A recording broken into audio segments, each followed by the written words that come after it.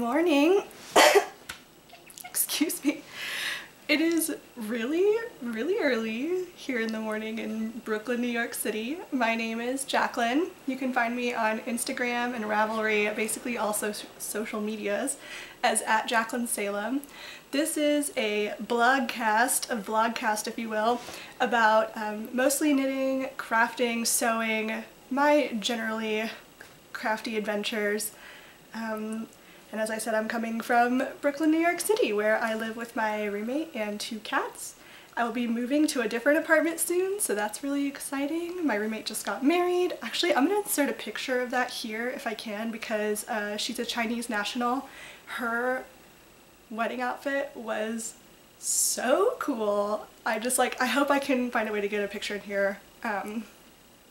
Because she's only sent it to me on WeChat, which is a platform that you can text, because Facebook and other our networks and cell networks are blocked over in China. So anyway, if I'll insert a picture here I can, because it's amazing. And yeah, so I had to turn the camera a little bit because the lighting is better this way. Normally my usual setup is kind of like turned over here, but I figured while we're turned this way, you guys want a taste of real New York City living? This is the kitchen and living room. Sorry, it's kind of messy back there, ignore that. There's my yarn swift, but that's a New York City kitchen for you. And I'm in the living room now, so little taste for size. So yes, show notes for this episode can be found in the Brooklyn Knitfolk Ravelry group, which you can find by searching Brooklyn Knitfolk in the groups tab. And with that, I think we will get right into the episode. This week I heard from, and I wanted to say an extra special hello to anybody who sends me messages or introduces themselves in the group. Bert and Violet, Jeanette BR, Pie Wacket, Little Fuzzy Sarah, Jassy Michelle, Giramal, Woolly Blue, and Mary Catherine. So thank you all of you guys for introducing yourself, and hello, it's so nice to have you and to be friends with you. I'm sure if you haven't already heard, but just in case, the Elemental Along. So the Brooklyn Knitfolk podcast is hosting what I'm calling the Elemental Along. It's a knit along that's inspired by the Sweep series. So the Sweep series by Kate Tiernan, my favorite young adult series of all time. You do not have to have read the series or participated in that read-along, which is still ongoing right now, so feel free to pick up the books if you like the whole girl who discovers she's a witch thing. But it's a knit-along inspired by the Sweep series. You don't have to have read it. There's a whole separate video, it's about 10 minutes long, that explains the whole process for how the Elemental Along works. So you can go watch that to see what's involved in the patterns. There are 8 patterns to choose from. You only have to knit one of them, but it's kind of divided into the different elements, so earth, water, fire, and air. You don't have to pick a particular pattern based on your astrological sign, like none of that. So however much you want to get into it or not get into it is totally fine with me, and I am so excited about the enthusiastic response that you guys have been giving me. Like, everybody seems to be so excited about it, which is amazing because I am too, and I just took like such great care in picking out the patterns that, you know, I hope that you guys would love them, and there's a lot of variety. So go check out that video if you haven't already and are interested. The knit along starts on September 1st, which is this coming Thursday, and ends on October 31st. So we have a good 2 months to knit these patterns. So you can kind of go at your leisure. There, like I said, are larger projects like shawls, and then smaller projects like hats and socks. So go take a look at that video. I do want to mention one caveat. I added an additional pattern to Air because Judy Marples, who is the designer of the Raven's Nest shawl, she got in touch with me and let me know that the Raven's Nest shawl is unfortunately only available in a book called Cascadia right now, which for somehow I totally missed that when looking at the pattern page, because I saw, I don't know what I saw, but I totally missed that it was only published in a book. So you're more than welcome to still purchase that book. I left links on what the book is called in the thread about the Elemental Along, but because it's only published in a book currently, I went ahead and picked an additional pattern for for Air. It's another Judy Marples design, and it's called the Cedar Grove Shawl, and I'll put in a picture here so you guys can see what that looks like. But it's another, it's not the same by any means, but it's another Judy Marples pattern, so it kind of has that similar aesthetic, I think, to the Raven's Nest shawl. So I did add one pattern to that, and I think that's the only changes I made. But I do want to talk to you guys about prizes, because we have them and I'm super, super stoked. Both Judy Marples, who is a Canadian designer, and Mandarines, who is French and living in Latvia, they are both designers of some of the patterns I've included in this knit along, and they got in touch with me and have so kindly donated 3 patterns each to prizes for this knit along. So if you haven't checked out Judy Marples designs, or Mandarines, who is Melody, who's Bee Mandarines on Instagram, and if you haven't seen her podcast before or her videos, they are just so lovely. Her aesthetic is top notch. But if you haven't checked out their patterns, both of them, for me personally, are some go-to designers for when I'm looking for inspiration of what to knit next, and I've had so many of their patterns in my queue for ages. So I'm so excited, and hope that you guys are too, about their amazing pattern selection. So those will be up for grabs at the end of the knit along. And then so far, we've had some yarny goodness donations, you guys. So I want to talk to you really quick. Have you heard about Knox Yarn Co? Here's her tag. Lovely Danielle of Knox Yarn Co has sent us 4 skeins. She didn't say how many I can keep and how many I'm giving to you guys, but I know I'm keeping at least 1, maybe 2. I haven't made quite a decision yet about how many to use for the knit along prize, but at least 2 will be for you guys, at least. But I wanted to show you these amazing skeins just so you could get a sense of her dyeing, because she is fantastic.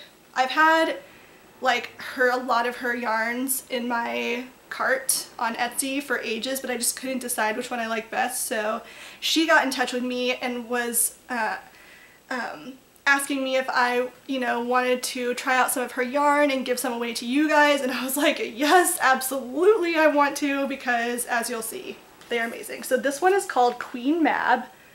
The light is blowing it out slightly again. Sorry, it was the best lighting at the moment, that's why I had to turn the camera, but this is more accurate. It's kind of like a lavender speckled with some orange and darker purple. Stunning, so beautiful. So that one's Queen Mab. This one is Datura. Got some green, pinks, orange, speckly goodness. So, so pretty. This is one of her really popular ones. I've seen some other finished objects knitted out of this colorway. This one, my personal fave, is called Cheering Charm. I know for sure I'll be keeping this one. It's a Harry Potter inspired colorway. And last but certainly not least, I'm going to butcher the name of this, but Skogcat? It sounds Swedish. But this really gorgeous gray with browns and oranges. It's just really autumnal. Look at that. So, so pretty. So if you haven't checked out her Etsy shop, please do. It's called Knox Yarn Co.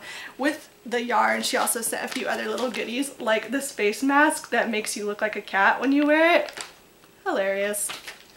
But yes, go check out her Etsy shop if you haven't already. She makes some really, really pretty yarn. So, Knox Yarn Co. Thank you so much, Danielle, for sending me these. This is going to be an amazing prize for the Elemental along, once I decide which ones you guys get to keep. So, so pretty. And 2 other people have gotten in touch with me about prizes. I'll share those once I actually receive the prize in the mail. If you are a maker and want to donate a prize for the Elemental along, by all means, please get in touch with me on Ravelry or Instagram. I would love to show off your beautiful creations and donate them to the knit along. So make sure I've covered everything. Oh yes, one more thing. So Lori, who is Knitty Cactus on Ravelry, one of the patterns of the water patterns, it's called Deception Pass. like, I haven't knit any of these patterns, you guys, so I can't vouch for how good or not clear, you know, the pattern may be, but she's given some really, really helpful tips for things she's come across in Deception Pass Shawl. If you guys want to take a look at that, if you know you're going to be knitting that one, I think her tips will be really helpful just to, you know, overcome any challenges that, you know, you may face with the pattern. Just things that are making it clearer that she learned along the way. So that's all in the chatter thread in the Elemental Along. I will be opening up a finished objects thread on September 1st, and I will be giving prizes for sure for both the chatter thread and the finished objects thread. As a former art student, I'm just as much a fan, if not more so, of process and progress over, you know, as much as anything else. So I will definitely be giving prizes in the chatter thread. So please come chatter away. We've already got a really great group of people that are chattering about the yarns they're choosing and the patterns they're choosing, so I would love to hear from you. Please, let's all talk and be excited. I myself will be knitting the Mandarines Woodland Tales mittens.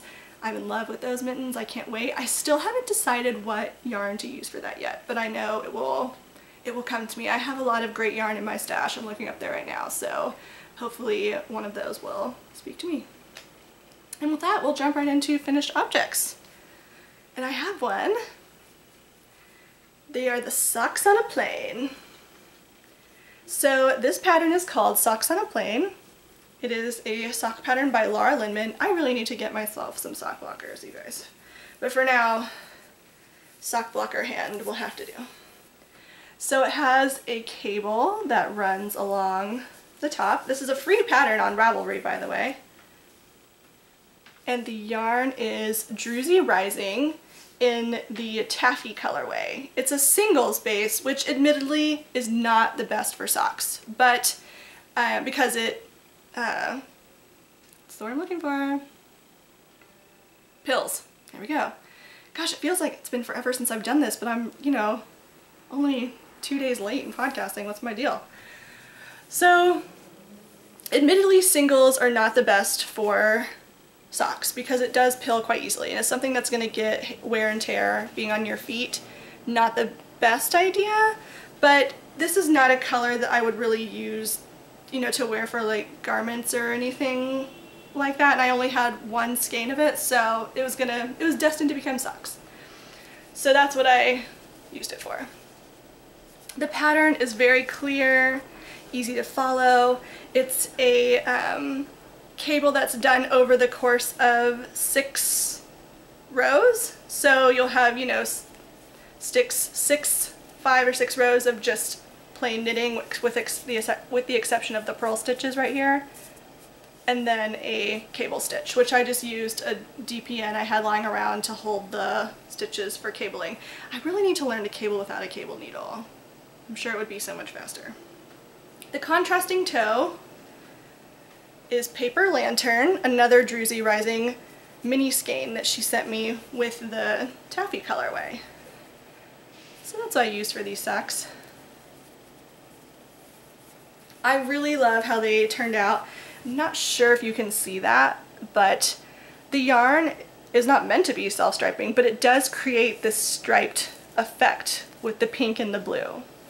So it does kind of work like self-striping yarn. And I sort of asked the Peanut Gallery on Instagram how to get the most out of my socks because I keep having these really giant amounts of yarn left over after knitting socks.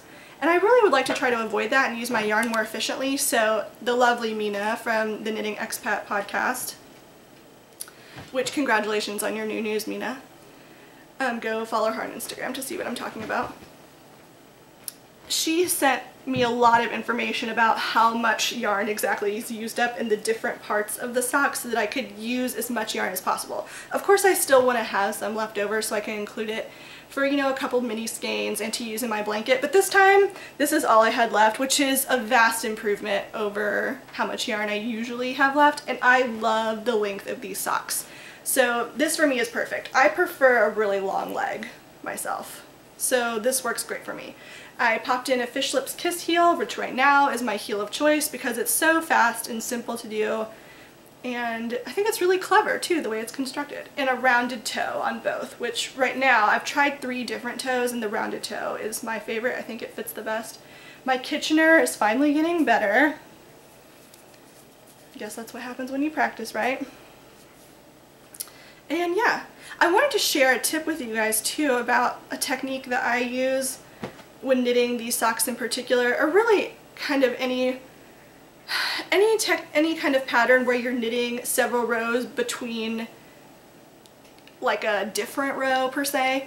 I use a stitch marker to mark what row I'm on. And what I mean by that is, so for example, there were 6 of the same row and then you had a cable row.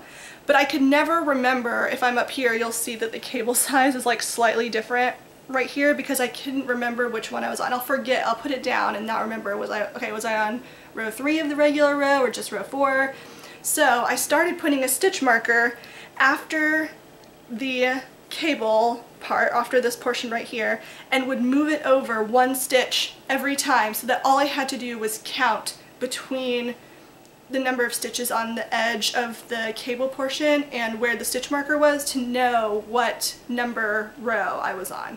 And that to me worked to great effect. So I don't know if you're like me, but I don't have a row counter to put on my thumb or anything like that, and honestly it's probably too fiddly for me. And using my phone is it's just too slow. I'm not gonna like go down every time to tap my phone to hit, you know, what row I'm on. So for me it was just easier to just move the stitch marker, and then once I got to the cable row, then I would take the stitch marker off and put it back on and start over again, etc. So that was my little technique for these. This is pair number 3 of socks that I've made.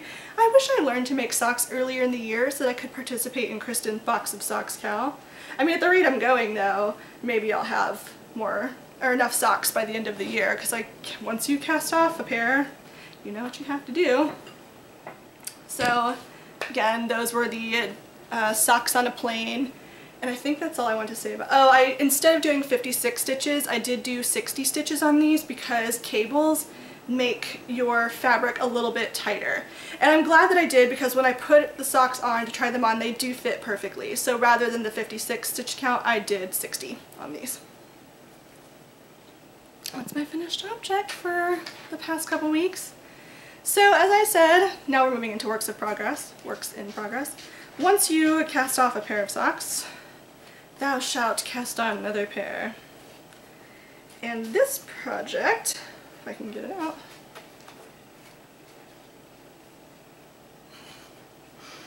like I said, this is my favorite bag. I like shove anything I can into this thing. This is the Gladys socks. I forget the name of the pattern designer, but I will put it in the show notes. So for the cuff, I used some leftover Plucky. I think this colorway is called Flying Atlas. It's her Primo fingering base.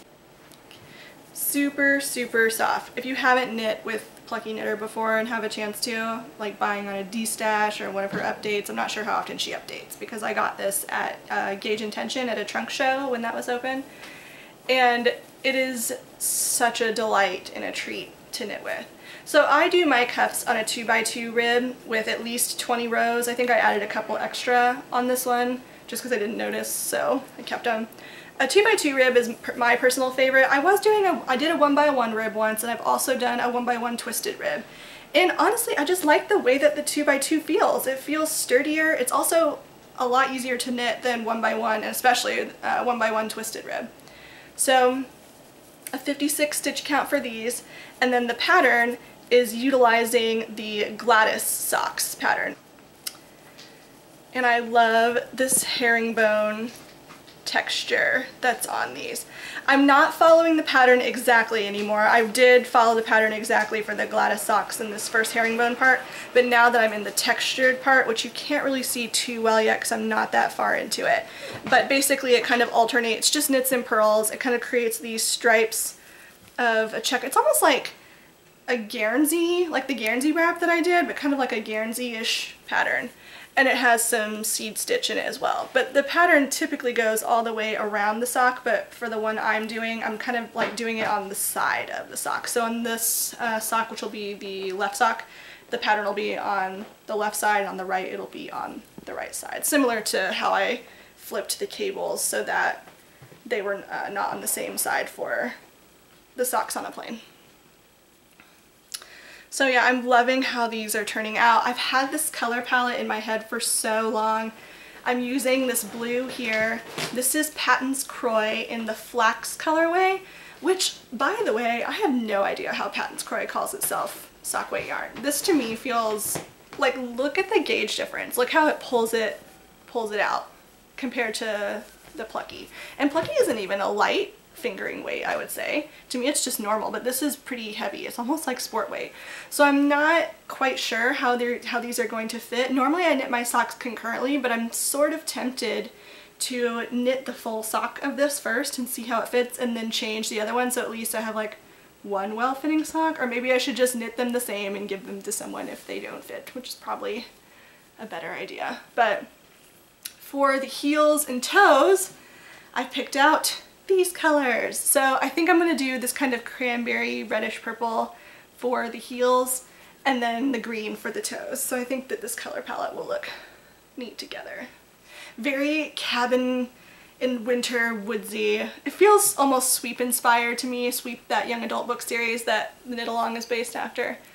Kind of got like this kind of Celtic vibe to it. Fireside socks for sure. So I'm really excited about these. And I will show you my progress, of course, as I get to it. Here's the ball of Patton's Croy.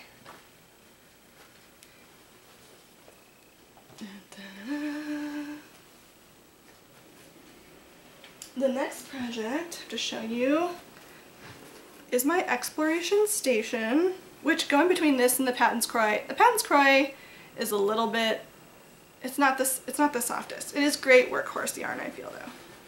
But this is such a treat to work on. And this is my exploration station, which I've gotten through the brioche, and now I'm in the Sassy Slips section. Let's see if I can get this yarn out. The two colors I'm using, it's a 4-color shawl actually, but the section I'm on is using this Urchin by Hedgehog Fibers and Succulents by Woolenbein Yarns. Which, Woolenbein Yarns, guys, that too. I can't say enough good thing about her yarn, both colors and bases. It's just super nice. So this is the Sassy Slips section. I'm a little bit concerned. It's easier to tell, I guess, in person than it might be coming off on camera. But to go through all of this work, and I say work because every other row in the Sassy Slips section is knit, purl, knit, purl, knit, purl across this entire thing, which just can get kind of tiring. And I'm a little bit concerned that all that work is not really going to pay off because the two colors of this section, colors C and D, are not particularly contrasting. So you can't, the texture looks nice, but I'm afraid that the colors that are, it's written into the pattern, so I'm just following it exactly, are not the best for this, and I maybe should have just kind of went rogue and used a different color from the shawl, like the darker green, or even my color A, which is this right here, the light hearth. I can always remember the name, Skeiny Dipping, there we go. I can always remember the colorway name, but never the dyer for some reason. So I'm almost wishing I should have picked like one of those other two colors for this section to go with the Succulents. But it's okay. Like I said, the difference is easier to tell in person, and it does create this really nice texture. So after this section that I'm on, there is a really large striped section and then a lace edge. So I still have quite a ways to go on this shawl, but for now I'm really enjoying it. It's super, super soft. I cannot wait to finish this and wear it. The brioche has really inspired me to find a brioche pattern and sometime in the future because I love the feel of brioche, you guys. It's incredible. So I definitely think it's worth the time and effort that it took me to learn. And again, that's Exploration Station, a pattern by Stephen West. Oh, and speaking of Stephen West, I brought this out again to show you guys. I did block it, so that's why I felt like I should show you again. But holy crap, this thing is huge. So this is my wingspan from the edge to edge, and I still have all of this after my wingspan. So as you can imagine, it is giant. It's like it's a blanket shawl. I use this in my office every day. It's become my new favorite. Everyone loves it. Everyone steals my shawls, so we just have like a collection of shawls to choose from. But I thought I would show you this to you now that it's been actually blocked. And something else I want to talk about in a little bit later in the episode. Cozy Memories blanket. It is back and very inspired by a few people. One, of course, is Jenny from Tiny Paper Fox, Tiny Paper Fox is on Instagram, but her new podcast with Devin, the name is now changed to Handmade in Woolen. She has decided to knit a Brooklyn Knitfolk log cabin blanket with her hand-spun yarn, which is super, super special, and I can't wait to watch that come to life. But if you haven't seen it before, if you're a new viewer, I came up with this pattern called the log, well, I mean, it's not my own design. Everyone knows what a log cabin blanket is. It's just, you know, these kind of squares, typically in a quilt form, not in a knitted form. But I knit these kind of, they're all modular and then they're seamed together. So it's great because you don't have to hold this whole big blanket in your lap every time that you want to knit on it. You just knit a separate square and then add it to the blanket. And this is where it is so far. And I have knit 2.5 more squares. So I was inspired after seeing Jenny's. I was like, oh, I really want to work on mine now. And I got some really amazing minis from some friends. So this is the first one I did. This is Kristen's Gashly Crumb here in the middle. And I won't go through every single yarn because some of them, oh, that's coming apart. I need to fix that. Okay, won't pull too hard. I won't go through every single yarn because honestly I don't really remember the names of all of them, but some of them, like this one for example, this one was given to me by Tanya, who is Knit Pearl on Instagram, and it's her hand spun, and it was dyed by her husband Michael, who is Apt to Know Knits. So that one's really special. And I just love this color palette. Again, the neutrals. I'm trying to put as many neutrals into this as possible. So I did like a call for neutrals mini skeins a while ago. So that's what I'm doing. That's for that one. The next one, this one's a very rustic square.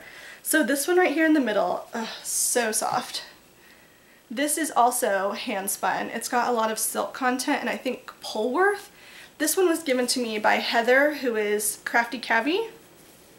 It's so, so nice. It almost feels like Cormo. It's got a very velvety texture to it. But all of these other ones are very kind of woolly yarns. This one was given to me by Rachel, and I'll show you an amazing package that she sent me. This is naturally dyed, as is this one right here. This one is another one from Heather, Crafty Cavi. It's from a farm in Indiana. Just some other ones, but they're all very kind of rustic woolly wools. So another one. And then the last one,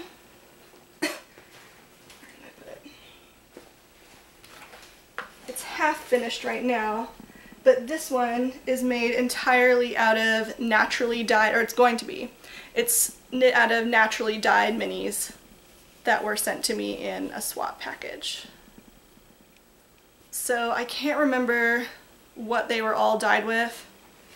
I'm sure I could get it out, but I want to say, no, I'm not even going to try. Maybe black beans, I think, for this dark gray. Can't remember. Madder root, I think, for this one, and onion, spinach. I can't remember. I'm sorry. So that's not helpful at all. But they're all naturally dyed, and I think a lot of the bases that she's been using and experimenting with are Quince & Co. So it's nice to be able to use quince again because I haven't for a while since I made the Guernsey wrap for my sister last Christmas. So that's where I am with this one. And yeah, this is a free pattern up on Ravelry if any of you guys want to knit it for yourself. I just put my pattern recipe up there. The pattern right now calls for doing a mitered square in the blanket, but this is the only mitered center square that I use. Every other one I've ever done is just a garter square. And my favorite thing about this style of blanket is that you can group these yarns together in sort of vignettes, so you can make like a color story of colors that go together. Like this one was inspired by those Thinx panties. Their ads are really, really pretty, so I saw it and thought, hey, that's what would be great for that. This one was inspired by this yarn right here, the entire palette was. And then some of them, like I said, you know, are more all rustic wools or all naturally dyed from a friend. So you can kind of group them together in meaningful ways, which I think is really cool. And you can also use any weight from lace weight to worsted. I think bulky would probably be a little bit too much, and I try to put my heavier, well, I wouldn't even say that. I was gonna say I try to put my heavier yarns in the center, but most of these are not heavy yarns in the center. So really and truly, you can use whatever weight of yarn you want in this, which I think is also good to get you using all of those extra scraps that are in your stash. So that's the status of Cozy Memories blanket. Currently in my Legends of Zelda Cat's Kettle bag, but I'm sure I'll put another project in here. I'm thinking of transferring my Hetty shawl by Sol de Tigre into this project because right now it is sort of languishing. I need to buy more yarn for it, which is really what the holdup is, but I have a deal going. Here, I'll show you since it's annoying to talk about something you can't see. This is the beginnings of my Hetty shawl. It's knit in Brooklyn tweed. This is the Hayloft colorway. This is the border that you knit first, and I'm only a little over halfway done. This diamond here is the center point, so I have to knit the double, you know, everything I have here on the other side. And then you pick up all of the stitches in the center and then knit, knit, knit, knit, knit for the center part. So I still have quite a ways to go on this, but I have a deal going with Lisa, who is Saratoga Knitting on Instagram, and she has a podcast called Knitting by the Sea that I love. I have a deal going with her that I will finish this shawl if she finishes a black colorwork sweater. She's already done with all of the colorwork, but she has the black part left to go, knitting with black yarn. I have not done it yet, but I've heard it can be quite tedious because it's hard to see. So I have a deal going with her that I will finish the shawl if she finishes her black colorwork sweater before the next Washington County Farm and Fiber Tour, which we both met at last year, or this year, but in earlier April. And that was organized by Sarah of the Yarns at Yinhu podcast. If you haven't ever been to a knitting retreat or a farm and fiber tour, you know, all these other things, I would so recommend going. It's such a treat to get to hang out with and bond with other knitters in this way, you know, just like, especially like the retreat format where we're all, you know, in the same kind of living room together and hanging out together and getting to know one another and shopping together. It's just such a unique experience. I could not more highly recommend the experience. So if you have an opportunity, please do. The really great thing about this one is it's very budget friendly. So the Washington County Farm and Fiber Tour that Sarah organizes, so that was, you know, what kind of enabled me to go. But different story, different day. And then the last thing I want to say about Works in Progress, thank you so much to both Chris Loves Knitting and particularly Crafty Mystic for all of your wonderful information about the quilt pieces I showed last week. Last week I showed some quilting treasure that came from my grandmother's fabric stash. She had started a quilt and I had no idea. There was no pattern that came with it, so I didn't know. So I was just like, well, I'll just wing it. I'll use it in some way. But it turns out that it's part of a fairly popular and well-known pattern called a 9-patch on point quilt. And now I know exactly what to do with it. So thank you, thank you, thank you so much. I feel like there's somebody else that may have told me about this. Maybe it was Quilter Caroline. I can't remember, but thank you so much to everybody who has gotten in touch with me about the 9-patch on point quilt, because now I know exactly what to do, and you were totally right. So now it's not such a mystery anymore. All right, the next part of the podcast, which it's going to be a sewing portion. I just feel sewing has always been a part of my life. I've been sewing for over 20 years, but unfortunately have not done anything super complicated because all I do are fairly simple quilts, albeit sometimes quite intricate. So I want to include a segment of the podcast of just, you know, about sewing, but separate it out from the knitting. And I haven't decided on a name yet, but my 3 contenders for this portion of the podcast are Spoolish Games, Sheer Madness, or so on and so forth. Right now I'm leaning towards Spoolish Games because it's just kind of funny to me. But anyway, so Spoolish Games for now. We'll see what I decide on. I have been binge watching sewing podcasts like a madwoman. Sewing podcasts on YouTube are quite different from knitting podcasts that are on YouTube, whereas knitting podcasts like this one and others tend to be anywhere from like 30 minutes to an hour and a half plus long. Sewing podcasts kind of, they work a little bit differently. So they'll have a minimum usually of 2 videos per month. One video where they show you all of the fabric that they've collected, like a fabric haul or, you know, and their plans for the upcoming month. And then the second video at the end of the month where they show you all of the makes and things that they've done at the end of the month. So sometimes they follow exactly what they said they were going to make in their making plans, and other times they don't, you know, just like with any kind of crafting. But the videos tend to be quite short. They're usually about 10 to 15 minutes long. So if you're into sewing, I wrote down some sewing podcasts for you that I really, really like, and again, all of these will be in the show notes, but I've been trying to find more. So please, if you have any suggestions for ones that you like that I'm not about to tell you here, there are 4 in particular, then please let me know because I'm addicted to them right now. So the first one is Gabberdashery with Gabby. Super, super fun, kind of like a wackier aesthetic and not clothes that I would wear fabric choices wise, but her pattern selections are really fun and she has a really fun personality. Gingerella is another one. She's pretty new to the scene. She only has like 6 videos up, but she's already super popular. Not hard to see why. She has really great pattern choices and her aesthetic is much more like very like white background, clean, modern aesthetic. And then 2 other ones I really love are Sewn, and then of course Sew Over It. Sew Over It is a pattern publisher as well, an indie pattern publisher. It's with Lisa Comfort, and they're based out of the UK, but there's a lot of patterns that if you're kind of even just new to the garment sewing thing that you've probably already heard of. And she has a lot of really great videos too. So I'll link all of those in the show notes for you to check out. So I have an addition to my sewing stash, and that is this pattern right here. It is Vogue 9100. I love this pattern. This is like a silhouette and ready to wear. In fact, look at this dress. Look at this.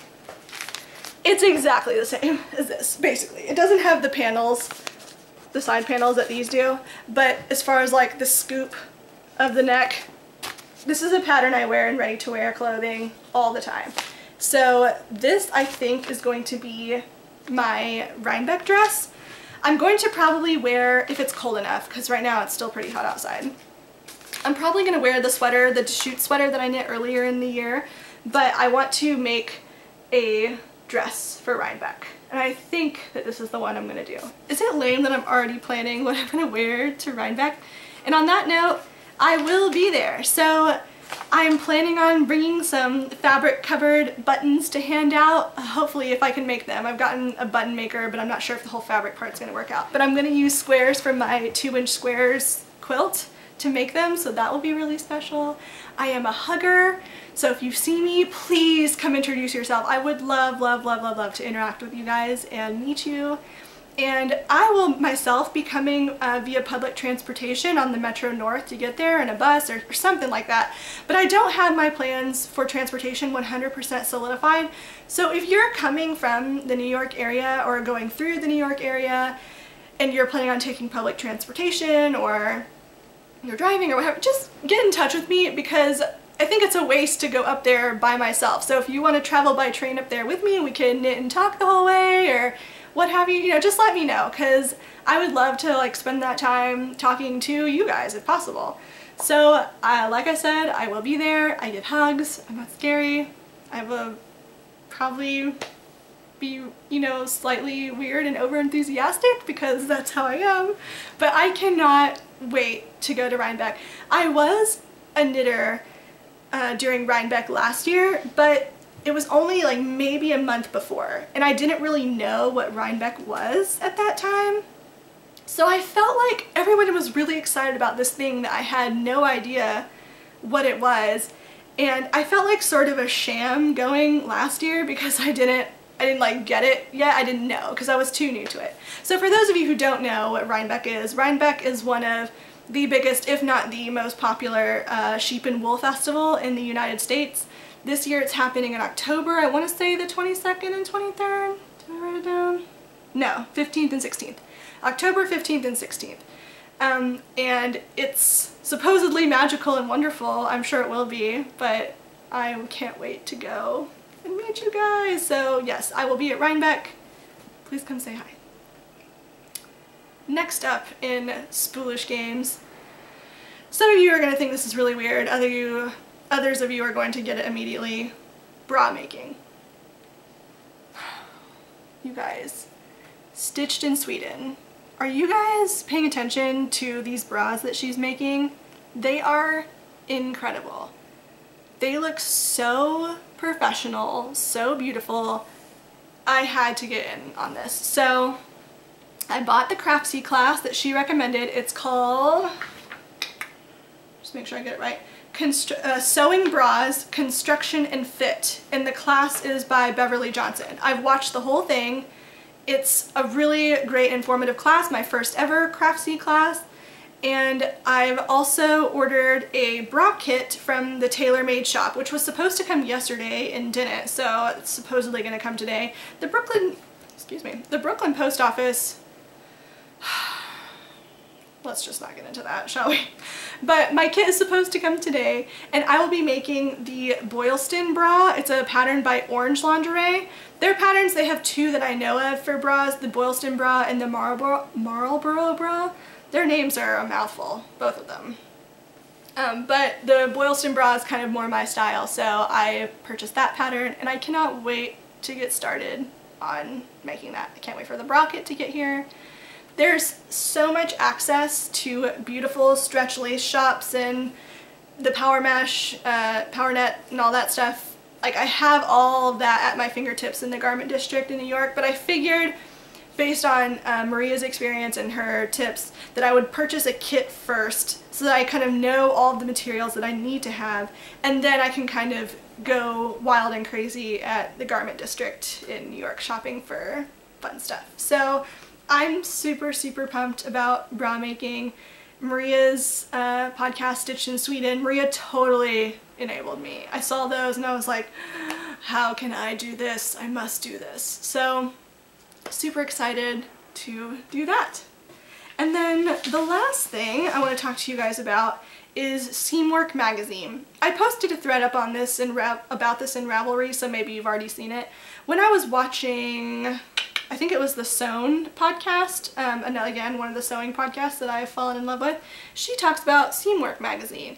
And if you've heard of indie pattern designers, Colette, they have a magazine called Seamwork magazine, and it gives you, you know, all of these. I made a list of them too, so I could know for sure, but the Seamwork magazine has things about technique, fabric information, like the differences between different fabrics and why some are good to use in different projects and vice versa, resources, top 10 favorite sewing resources, how to maintain a sewing machine, wardrobe architect, etc., etc. And Seamwork magazine is only $6 a month. So not only have I learned like so much about garment sewing, because again, that's something that I'm really new to, even though I've been sewing for such a long time. I know little to nothing about garment sewing. That I've been learning a lot from Seamwork magazine. And you also get 2 pattern credits a month. You don't get to use them on Colette patterns, but you do get to use them on the Seamwork patterns. And there are tons of great ones to choose from. So I've already used up my 2 for this month, but you get 2 more credits every month, and they put out new patterns in every issue of Seamwork magazine that they just kind of add to their repertoire. So you're not only limited to just these 2 free patterns, you can use your 2 pattern credits a month on any of the patterns they've designed thus far. And there's well over 20. I can't remember exactly how many, but there are lots to choose from. So I don't get anything by, I'm not like affiliated with Seamwork or Colette in any way, but I do get a free month if you sign up. So it is kind of a win-win situation by me telling you this, I guess, but I'm not getting paid by Seamwork to tell you this, but I just wanted to share that with you. And if you want to check that out, again, link in the show notes. And then one sewing acquisition other than the pattern. Speaking of Colette, look how cute this is. Can you see it? There we go.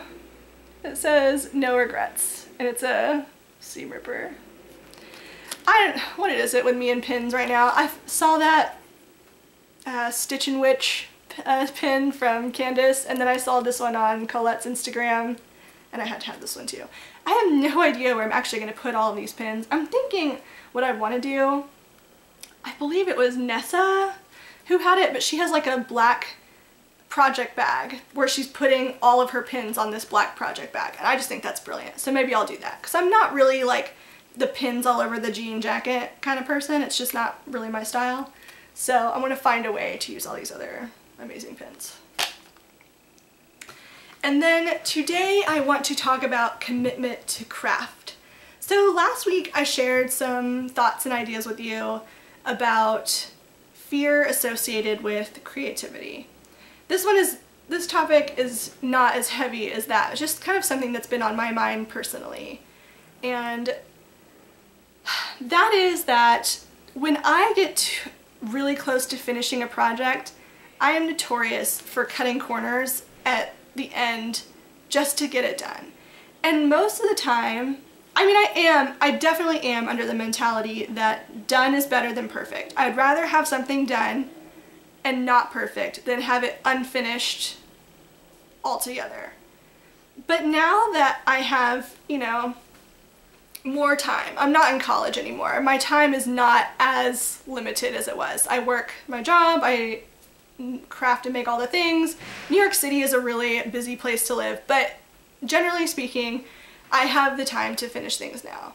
And for me personally, again, I'm not projecting this onto any of you, and just if you guys are going through a similar experience and, I want to share what I'm going through, maybe this will be inspiring to you.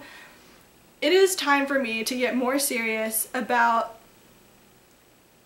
finishing and craft. And what I mean by that is just like making sure that my projects are of the utmost quality and not rushing to finish things and then sacrificing the quality in the end because of that. There are a few reasons why I think this happens. The first, of course, is that when a project is almost done, I'm just like so ready to be done with it and on to the next thing. But realistically, it doesn't take that much longer to get it done, do it right, the end. I'll use this as my first example. This red here. I did not have enough of the tart to do the full 2, but I have a lot left over. I wonder if I have it here. I don't know where I put it. I have a lot of tart left over, but not enough to have done the second wedge. But that doesn't mean that I could have just kept knitting until I ran out. Like I should have kept going with the red. But by this point, God, this thing is like 1,200 yards or something crazy. By the end of it, I was just like, ugh, I'm so done. But why would I have gone through all the trouble, of knitting this really gorgeous and large piece to have sacrificed the quality at the end? There was just really, I keep holding this backwards. There was just really no excuse for that. I should have kept going with the red. Yeah. That is example number 1. Example number 2, a lot of times with my little thrift store finds, and most of that too is because this is garment sewing and I had no idea that you're supposed to press the hem and then turn it under and then sew it and do it once. Prior to that, when hemming things to be shorter, I would hem around one time and then fold it up and hem around a second time. So I was doing 2 seams, and technically I only had to do 1. Either way though, I would just tuck it under once and leave it and then leave that raw edge there. I need to stop doing things like that. Sorry, I don't know why these little hiccups keep coming from. there is just no excuse for me to do that. So this is my commitment to you guys, and I'm saying this so that, you know, it holds myself accountable. I want to be better at finishing things. I don't want to go through all this, you know, put all this time and money and, you know, other resources into these projects and not have it finished to the absolute best that I know I am capable of. And the second reason that I know that this happens is because I have so many interests in so many different things that a lot of times I just want to like get the quick fix of trying it and then move on to something else because I have all these ideas and things I want to try. And that's all well and good, but I can always do all of those things. I don't have to finish something and do it like so quickly and right away. So I really want to focus for myself on my finish and technique skills getting better. And a lot of that, again, is feeling so inspired by Maria of Stitched in Sweden, who just has excellent craft and quality. And I just want to make sure that I'm doing my very best from this point onward instead of racing to finish things. So there you have it. Commitment to craft. And then acquisitions. Other than the yarn that Danielle gave me. Knox Yarn Co., by the way. So, Rachel. Rachel, who is Everlasting You on Instagram, she has an amazing Etsy shop, got in touch with me about doing a swap. And she knows from previous episodes that I've talked about being really interested in naturally dyeing. And she dyes with natural dyes. She sent me this amazing, amazing package. Where did I put that pink one? Okay. So I already used up almost all of this pink one here, but that's a mini skein that she sent me to. All these are minis that Rachel hand dyed with natural dyes. She sent me this gorgeous worsted to Aran-ish skein of yarn. So beautiful. And then these amazing bunches of minis. She sent me two bundles of naturally dyed minis. These are dyed with black lentils, crepe myrtle, lemon tea, lupine leaf. I've already taken a lot of them out, so I can't remember which ones were dyed with which anymore. But she gives the color like darker gray. I'm sure I could figure it out, but look at how beautiful these are. She also sent me some other indie dyed goodies. And then, sorry, I've been like leaning really close to camera, so I don't know if you could see my face. The piece de resistance. This natural dye kit, she calls it, what was it? The Natural Dye Starter Kit. Isn't this so cool, you guys? She's from North Carolina, and she sent me this little PDF of instructions on how to use this. I cannot wait because I want to use it to start dyeing some fabric. And in addition to this, I've also been saving avocado pits. My work co-workers think I'm crazy because I have like a mug full of avocado pits sitting on my desk. Anyway, she sent me this natural dye kit. Isn't this so cool and thoughtful? Ugh. Also chocolate, but that's long gone. Thank you so much, Rachel. I like cannot tell you how excited I am to have these naturally dyed yarns and to incorporate them into my scrap yarn blanket. And I'm not sure what this is gonna be yet. Probably a hat, but I love this too. So I cannot wait to use this. Thank you so much, Rachel. I am so grateful for this swap and for the new friend I've made. And if you guys haven't checked out her shop and are interested in naturally dyed beauties, Everlasting You, I will leave a link to her Etsy shop for you to check that out.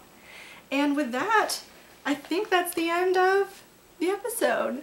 I hope you guys are having a really great couple of weeks. I'm going home soon. It's gonna be my birthday on September 8th, so I'm thinking I'll podcast on my birthday since it'll be close to the 2-week mark, but we'll see, no promises yet. But thank you so much for watching and for your friendship and for all the kind things that you say to me and notes you leave.